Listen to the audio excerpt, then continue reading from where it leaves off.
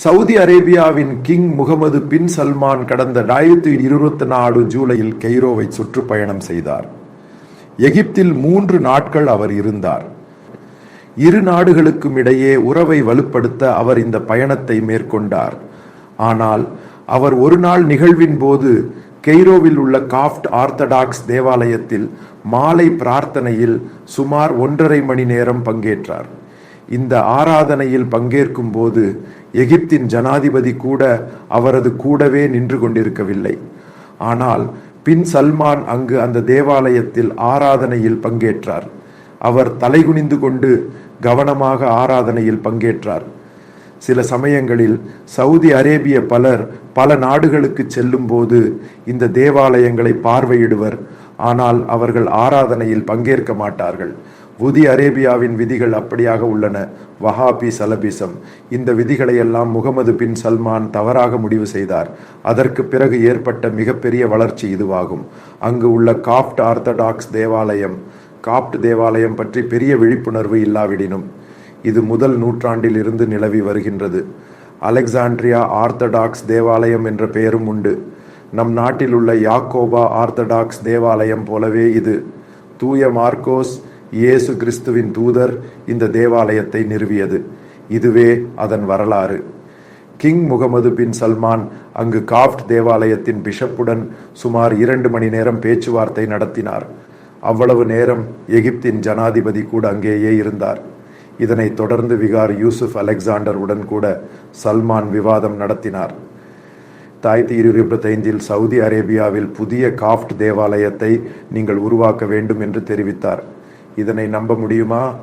அதற்கும் மேல் பெரிய செய்தி, சுமார் 18-20 புதிய தேவாலயங்களை உருவாக்க 2025 ஆண்டிற்குள் முகமது பின் சல்மான் ஒப்புதல் அளித்துள்ளார். அவர் அமெரிக்க பயணத்தின் போது இது குறித்து பிரச்சாரம் செய்தார். சவுதி அரேபியாவில் மக்கள் பல்வேறு வகையான தேவாலயங்களை அமைக்க வேண்டும் என்று உறுதியானார்.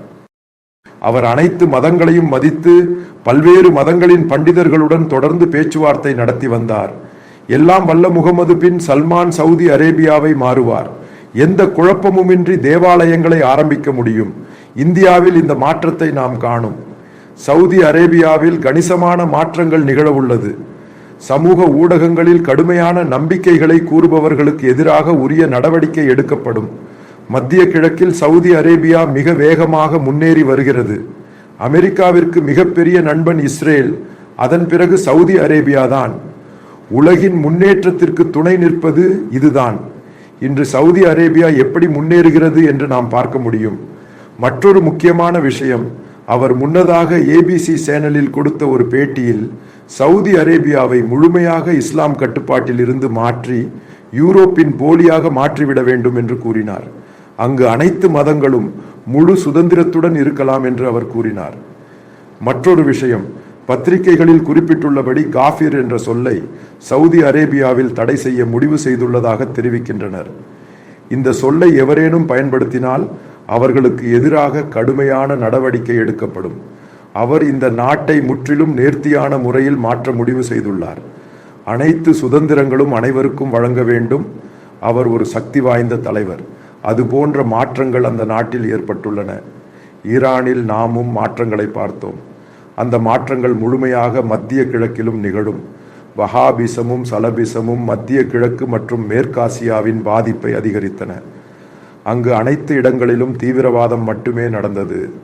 அவர்கள் எண்ணெய் வளமான நாடுகள். ஆனால் மக்கள் அங்கு வர பயப்படுகிறார்கள். சவுதி அரேபியா உலக கோப்பை நடத்தும் முயற்சியில் இருக்கிறது. இந்த தேவாலயங்கள் உள்ளால் மட்டுமே பிரச்சனைகள் இல்லாமல் வெற்றி பெற வாய்ப்பு உள்ளது. அதற்கு முன் அதை யூரோப் போன்ற நாட்டாக மாற்ற வேண்டும். முழு சுதந்திரமும் கொடுக்கப்படும். அதனால் மிஸ் உலக மற்றும் மிஸ் யூனிவர்ஸ் போன்ற போட்டிகளில் பெண்கள் பங்கேற்க ஆரம்பித்தனர். அங்கு மது கடைகள் ஆரம்பித்தன. பிற இடங்களிலும் ஆரம்பிக்க திட்டமிடப்பட்டுள்ளது. அங்கு உள்ள புதிய நகரத்தில் உலகின் பெரும் நிறுவனங்களை ஆரம்பிக்க கூறியுள்ளார். முக்கிய மாற்றங்கள் அவ்விடத்தில் ஏற்பட்டு வருகின்றன. இந்த மாற்றங்களுக்கு முன்னணி கிங் முகமது பின் சல்மான்.